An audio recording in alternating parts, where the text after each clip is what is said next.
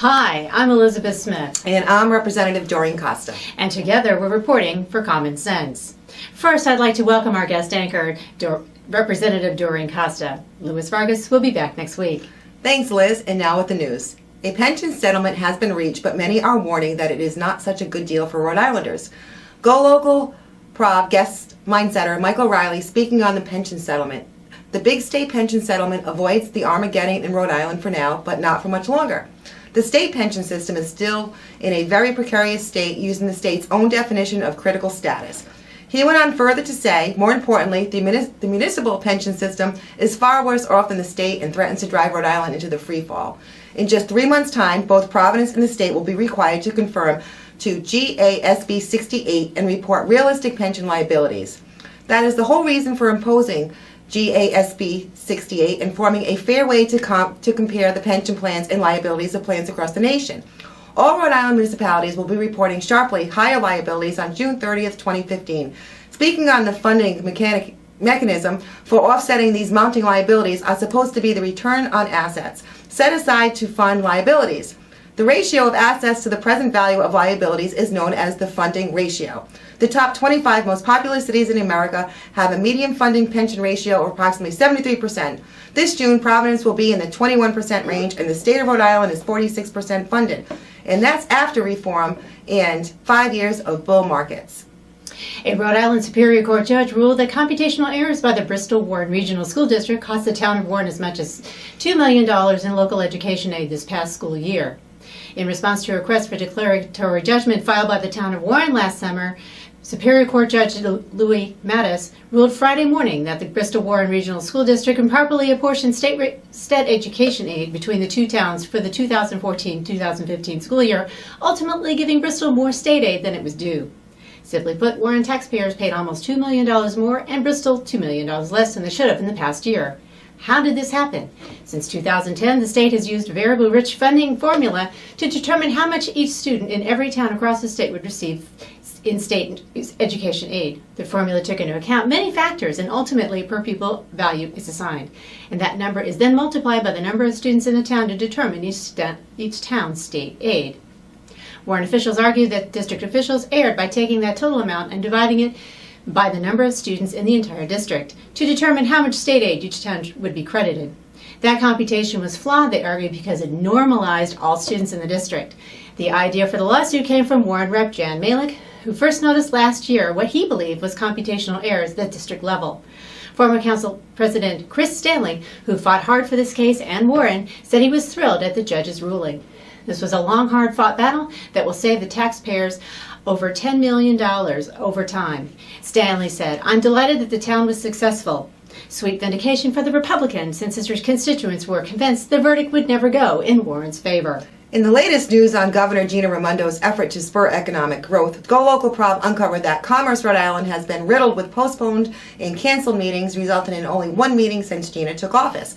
To make matters worse, Governor Raimondo failed to attend the only meeting that happened with Commerce Rhode Island. Commerce Rhode Island is a board whose goal is to play an important role in jump-starting our struggling economy, creating jobs, and expanding opportunity for all Rhode Islanders.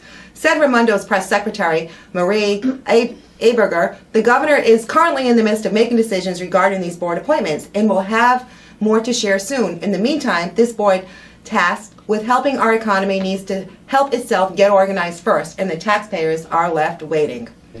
And now we send you over to the State House to see what the Republican caucus has been up to. So we've heard some rumors about the 195 land. Can you tell us exactly what you know is happening with that? Well, I know there's supposed to be a walkthrough tomorrow by some of the principals, but again, I'd say we got to proceed with caution. You know, we want to make sure we're looking at all the angles, make sure that they're not going to start putting us on the hook for leases and revenue enhancements. So we'll have to look at the fine print, because these people have operated before on the convention center, and that was a bill of goods that was completely different from what we signed up for back in the 80s. So I caution everybody to look at that very carefully, and I don't want to see a single nickel going to that, because it's individuals, they're very wealthy investors, they should be able to raise their own money. Leader Newberg, we've heard a bit about bills that are being worked on here at the State House, but can you walk us through what it's like to be a state representative? What's it like in the day of state representative here at the State House? Well, there really isn't a typical day. It's a year-round job, but it's not necessarily a lot of work all the time. It's moments of intense work and time commitment followed by days or weeks of inactivity, depending on what time of year. For example, we get very busy here in June. I'm a partner in a law firm in Boston. I have a very busy legal practice, but I always keep June basically free because I know at any time in June I may have to come in here and be here till 2 o'clock in the morning. On the other hand, this time of year, we're here in the beginning of April. There's things going on, there's committee hearings, but I arrived today around 3:30, and I'll be leaving probably by about 5:30, and I'll be going home. I got other things to do tonight. If I had something to stay for, I'd stay. So it very much varies. Hi, I'm here with Representative Sherry Roberts, and like any good representative will do, she's trying to put her citizens in her district back to work. How are you doing that, Sherry?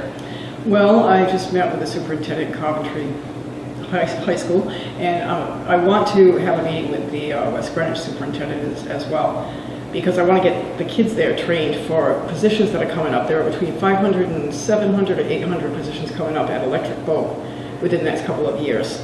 So obviously we need people to make these submarines. We need to get these kids trained for these jobs because not every kid is going to go to college. So I thought that would be good if we could get some of my own district ready for these positions. All right, perfect. Go Local Prov is reporting that Operation Stand Down, a nonprofit organization which aims to end homelessness among veterans, announced last week that they would be opening a third Rhode Island branch in Newport.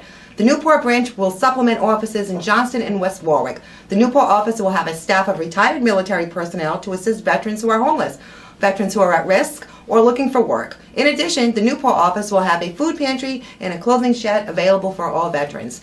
Through our work of serving veterans throughout Rhode Island and southeast Massachusetts, Operation Stand Down Rhode Island has seen a significant need to have a presence in the East Bay.